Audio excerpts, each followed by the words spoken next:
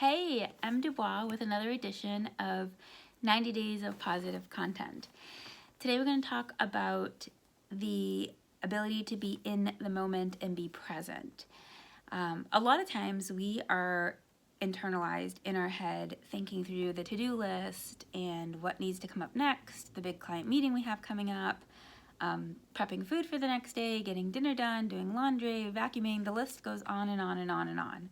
And we're inside our head and we're thinking through this even though we're walking through the motions of life. So you're in the car and you're driving, you're at the grocery store shopping, and you're not really in the present moment in anything that you're doing because you're in your head going through whatever it is that you're going through and thinking through at that time.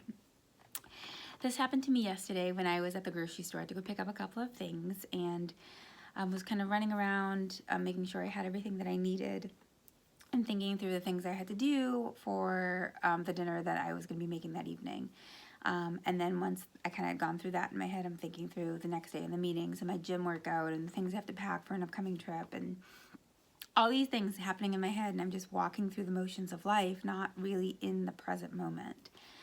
And I'm at the conveyor belt and the cashier says hello to me. I think I nod at them. I don't even respond verbally because I'm in my head.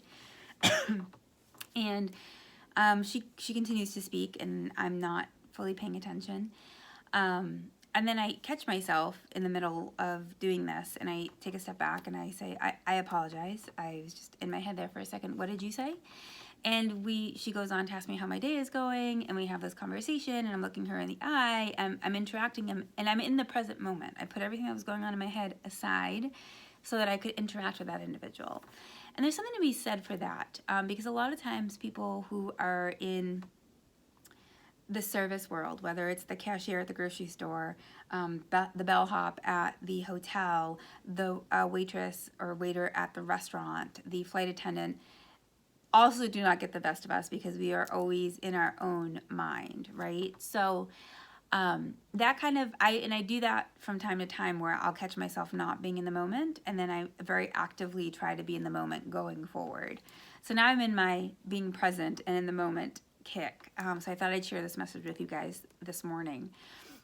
It's important that when you're interacting with people, even if you have a crazy busy day, even if you have a million things to do, that you give them the courtesy of being polite and you do interact with them. And I have a friend who almost as soon as she sees a name tag or someone introduces themselves to them, she interacts with that individual by name, like immediately. Like the individual, like the person will be wearing a tag and they'll say, oh, good afternoon, how are you today?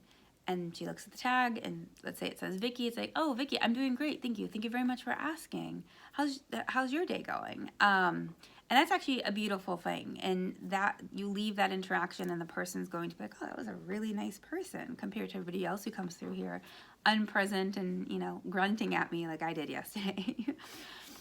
So that's today's message, super quick. Just try to be in the moment in everything that you do.